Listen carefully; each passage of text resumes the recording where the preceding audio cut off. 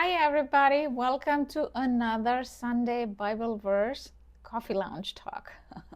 So, today we are going to talk about God's armor, putting on God's armor. You may have heard that verse, it's very popular.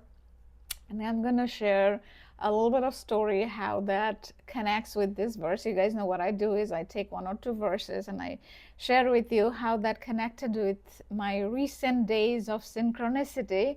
And then I invite you guys to also share it in your comment, right? And this is for everybody, not only for Christians, because I grew up all my life Hindu, half of my life in India, and then half of my life I spent here.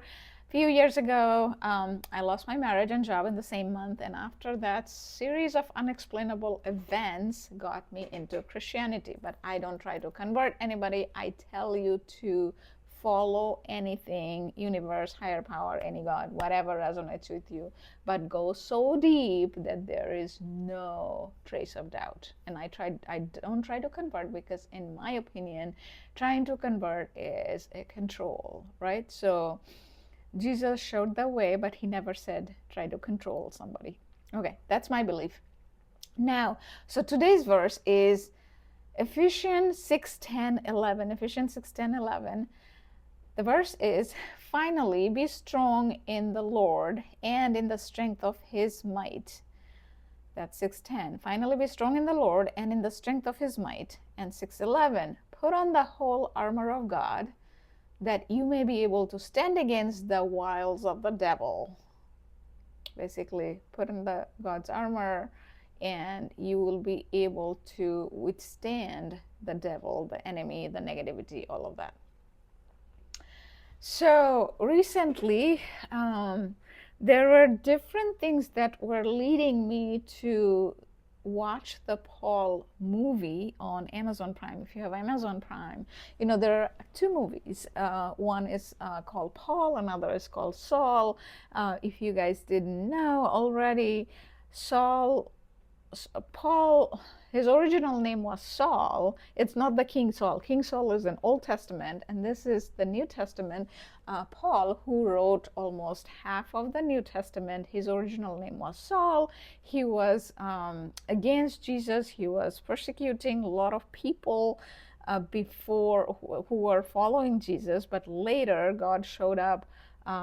He was going to the place called Damascus, and then God showed up and he was blinded for a few days, and then God showed up in his dream and things like that, and then he became Christian and he wrote half of the New Testament. So now the reason my synchronicity, one thing led to another. I saw a symbol somewhere and that symbol showed up in Paul's, it's like a compass if you end up watching the Paul movie on Amazon Prime. And from there I also watched the Saul, and from there, and there were some conversations which led me to read the book of Paul in Bible, because I'm still kind of new to the Bible. It's been only less than 2 years I was exposed to the Bible, because like I said, I'm a new Christian and I'm not expert, and not any kind of expert. I'm learning here and I share it with you guys, and I also tell you to explore these timeless stories where they show that how they were resilient, how people even thousands of years ago they had similar situation, maybe not divorce but other kind of situation where they went through and they did not give up, because that's the whole point, right? In Reinvention, we work on ourselves and we don't give up, and then we come on the other side. So in divorce, I noticed this is a very, very important one. So that's why I noted down some of the things, that because I didn't want to miss it. When divorce happens, right, a lot of things, the first thing is we feel like we lost our identity. And in my case, because I lost my marriage and my 21 years of corporate life, I didn't work in the same place for 21 years. But the point is, I lost it.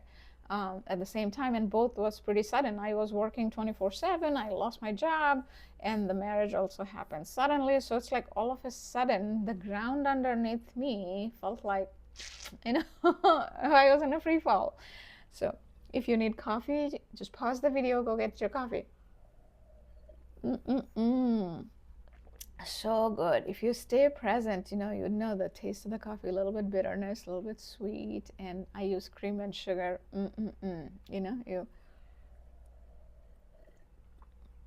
That's how you got to be present. You got to be right here, right? So, okay. Then you're not thinking about the past. You're not worrying about the future. That's the whole point. More you live your life like that, not live your life like that, you're actually living. Otherwise, you're in a conveyor belt. Okay? You don't want to be in a conveyor belt, which is like autopilot. Exposed identity, right? Your identity, you're like, who am I, right? A lot of people ask this question in midlife because midlife crisis is a real thing, psychological thing. There's a TED Talk about that. You can look it up. So when I first saw that TED Talk, it was 2 years ago, and it was a surprise to me. I was like, oh, it's a real thing. Anyway, your confidence is gone, your identity is gone, your safety, and you feel like you are exposed to the world. You're not physically, but emotionally, you are naked. You're exposed to the world. Everybody knows that, okay, divorce happened, you lost your job. You feel like you have no worth.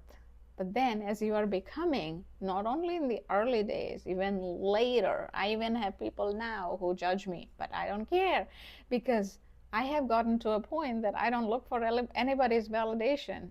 For me, it's only God.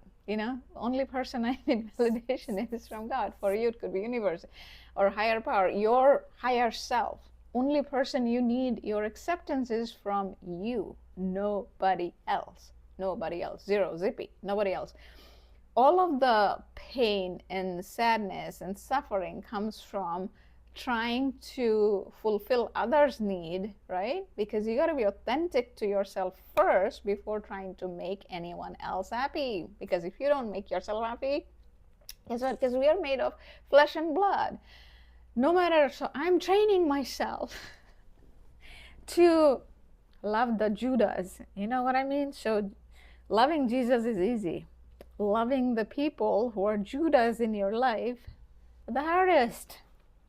And why I say I'm training myself as a human being, it's almost impossible, right? But we could always try.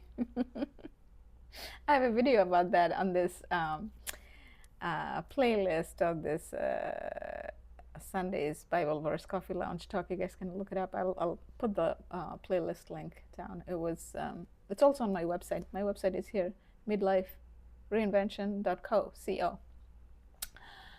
So you gotta, as you are becoming, there'll be people who'll judge you, right? There'll be people who'll judge you for what you're doing, what you're not doing. So you gotta put that armor, right? The God's armor, so that it protects you as you are becoming. It's not a physical armor, but it's more like emotional armor. But it is important because when you are in a battlefield, because you are in a battlefield, and I'm going to get to that, when you're in a battlefield, when there's a physical war, you have to have an armor. And in this case, there's an internal battlefield going on because we feel this shame, regret, self-doubt after divorce, right?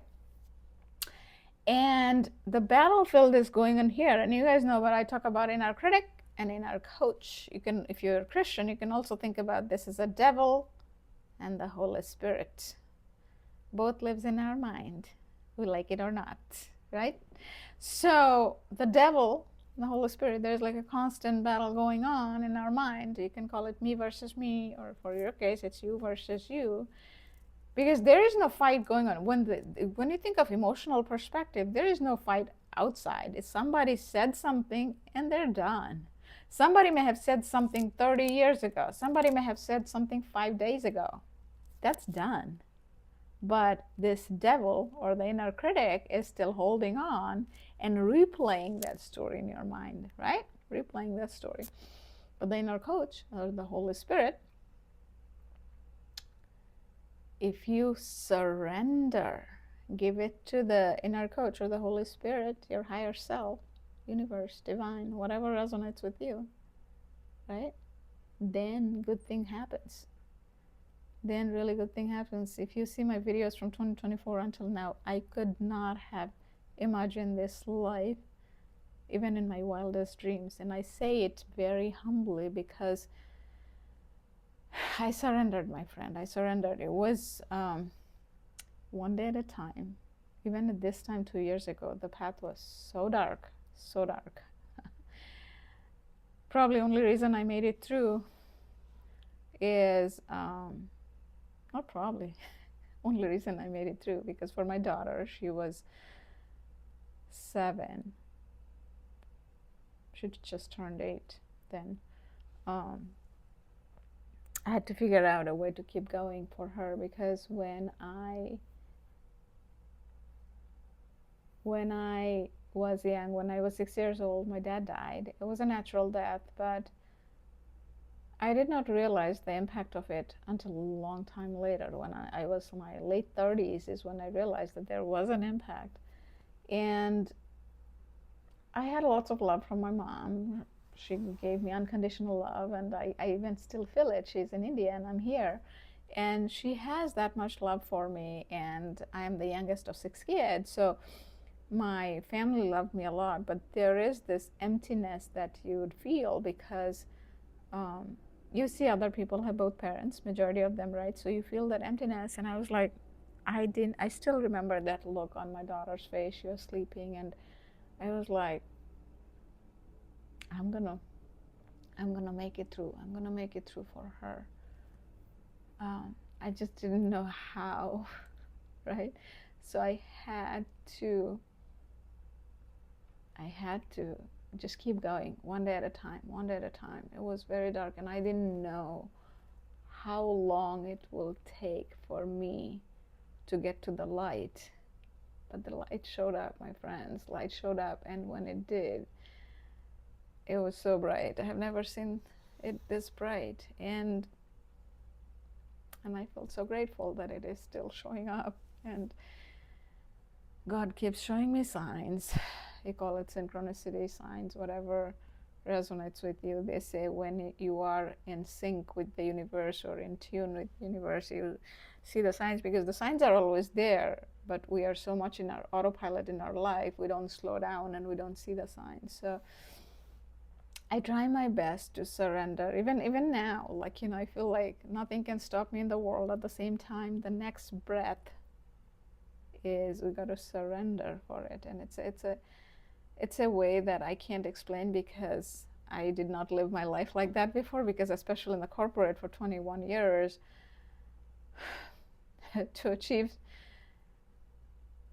things or the title or something, from where I come from, I grew up in a very small town in India. Most of the people you meet here, Indian folks, they come from bigger cities and families where people are here, their relatives or something. For me, it's just me, also from a small town. So very few Indian people you'll meet here who probably has a similar background as like mine. So I can say humbly that this is a life that, because it's full of gratitude. It's full of gratitude for the life that I'm living. It's not perfect. There are challenges, but when I feel peace, it's pure. When I feel joy, it's that joy in sipping a cup of coffee, joy in sharing these videos with you guys. And I have my meetup groups now. Like this Saturday I have an event where people will be coming here, and all these people I didn't know before. It's part of that purpose, that pain that created that purpose. I cannot put it into words, because it can only come from grace and God's mercy. I wrote 2 books last year. I have 2 more coming this year in 2026, and many more. Like I have like 15 or 16 more books planned, and probably there'll be many more. So 5-6 years ago, I wanted to write a leadership book, because I've been working on leadership for a long time, and I was like, I'm gonna write this book, but how am I different? So it was not coming together. Because there's like thousands, if not millions, of leadership books in the world, but now when I write these books, it's like I can't stop writing. I have like so many blog ideas. I post blogs on the website, midlife-reinvention.co, and I have like so many blog ideas that I want to write because I have all these 3 platforms: Meetup, YouTube, book publishing, plus all the other things. Right now it's just me and AI, ChatGPT. So I have to kind of prioritize. Sorry, I kind of diverted, but this is so emotional for me because the fight, again, me versus me, and in your case you versus you, that's always going to be there. But you have to be aware who is taking the driver's seat. Imagine that. I also talk about this, the windshield in a car and the rear view mirror. The rear view mirror is the inner critic. Supposed to be in the windshield is the inner coach. But a lot of time we a lot of time we switch it, right? So if you're focusing too much in the past, then you're driving forward looking at the rear view mirror, and that's not going to be pleasant, right? You might cause an accident. And that's why it's important to keep an eye on the inner coach, the Holy Spirit, the windshield, whatever metaphor works for you, right? So the inner battlefields, to win that battlefield, you have to have God's armor, right? God's armor. Then you are going to win that battle. You are going to win that battle with the devil or whatever, the negativity. You can consider the devil as like the negativity, right? So a few other things as part of this verse. The belt of truth means is the marriage ended. The truth is that the marriage ended, but your story did not end. Your life did not end, right? So you got to remember that truth. Breastplate means guard your heart without hardening it, because after divorce, a lot of time it happens that you're like, okay, I'm going to protect my heart. Nobody else can get access to it, right? So you got to, not only for your future relationship, it could also affect with your friendship, your relationship with your kids and at work and things like that. So don't harden your heart. Let it feel the emotions.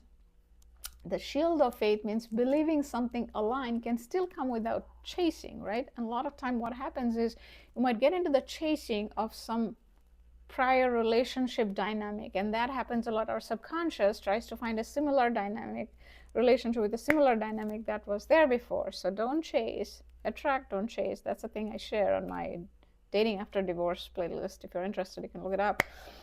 The helmet means protecting your thoughts from romanticizing the past or attacking yourself, right? So your thoughts protected so that it doesn't go as much to the past, because there's no good coming out of that. I mean, sometimes you can think the good thoughts, that'll help you, but not the challenging ones. Don't replay them. The sword means your words matter. The positive and optimistic words really, really do matter.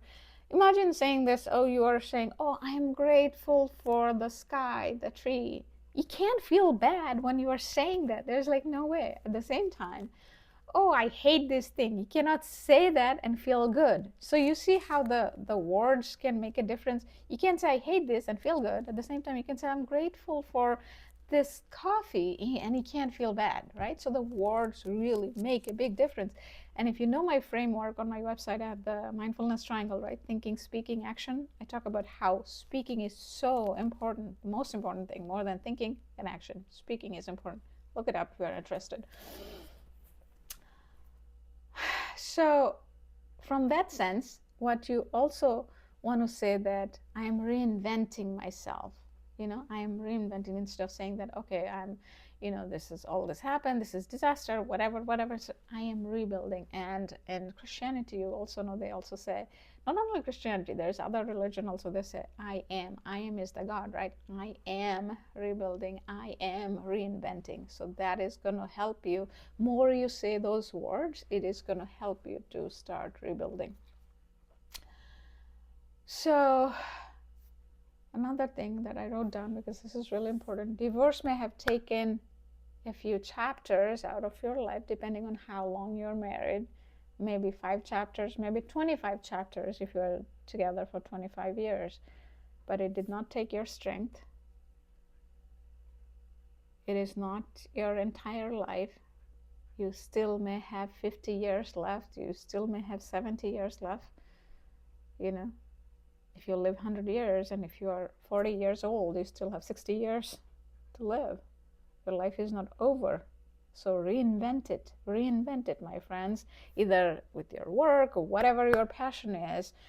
You know, if you want to find another person, you become that love. So if your frequency is here, you're going to attract somebody's here. If your frequency is here, you're going to attract somebody here. So become that version, then you're going to attract the right person. And if you find somebody who is here, you get together, you're going to feel it. You're going to feel it. Your life will become miserable because they will pull you down. Or same thing, if you're here and somebody's here, the relationship, you'll feel the difference. So, but that is for if you're dating after divorce. There are some people I meet, they don't want to, and that is okay too. It's your life, how you want to live. Again, don't look for external validations. It's you who matters the most. Don't shrink to fit. And I learned it the hard way. 21 years when I was in a corporate life, especially in the last 10 years or so, I was in rooms where I was the only woman, and a lot of time the only brown woman, which is not a bad thing. Now I see that all human as the same human, but back then I was telling that story to myself. Didn't do any good. The point is that those days I was shrinking to fit because I literally had bosses who told me at some point I was too nice. They said I was too strong. The same boss said it, which was in the craziest at different times. I was too strong or it's too nice. I'm like, really? Make up your mind. And there are other times when bosses said, yeah, I'm too strong. I'm like, guess what? Doesn't matter. Do whatever. I am who I am. That's what you got to tell yourself. You are who you are. The right person will come around. Like, remember that frequency thing? And one of the other interesting thing is, as you are reinventing yourself, you will see there will be people around you that they're there in a certain season, and then as you move forward, some people will stick around with you and some won't. They will fall away. Some will be organic, falling away, and some will, you know, just happen. You'll see, because it creates a friction when the energy doesn't match. And you will see it because some people go at 100 miles an hour, some go 20 miles an hour. So if you put two different things, one is going 100 miles an hour, logically speaking, another going 20 miles an hour, it'll create friction, right? So that's what will happen. So you got to be okay with it. You got to be okay with it. And sometimes it may happen that you had 10 people you were surrounded with, 10 good friends or whoever, and then out of that, 5 may fall away. But don't be afraid. The 5 that you have, you know, that nurture those relationships, and new 5 may come. Literally. I mean, I have seen in my last 2 years people come and go, but there are some friends who stuck with me in a good way because our frequency matches. We grow together because growing together is important. If you are growing and somebody is pulling you back, you're going to feel it. There's nothing wrong with that. Sometimes people outgrow us, sometimes we outgrow them, because this life is so short, my friends. It is important to be fully authentic to yourself. You know, you of course have to have grace and all of that, but going back to the verse that put on the whole armor of God, it is important, because without that armor, you are not going to win that internal emotional battle, because there's a battle constantly going on in our mind with the inner coach and inner critic. And you want the inner coach to win. And in one of the videos, Wisdom Wednesday, I talk about how whatever you feed, that keeps growing. So imagine both are like a size of a grass, like 2-3 inches grass, and you don't feed the inner critic, it stays 2 to 3 inches, and you keep feeding that, and it keeps becoming like 100 feet. So imagine if your inner coach is 100 feet long and this is like 2 inches. Who do you think will win every time? Going back to Bible, where they talk about David and Goliath. So imagine that.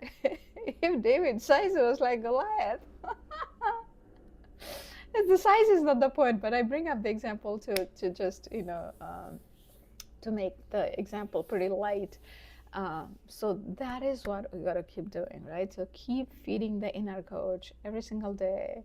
And it's not that you have to think about it. You don't want to be paranoid about it. You don't have to think about it all the time. But whenever you remember, if you keep doing that little by little, it will grow into this big, huge tree. Big, huge, both are the same word, but anyway. I have the 12 p.m. daily reinvention reset. So even if you're busy, those are all under 1 minute.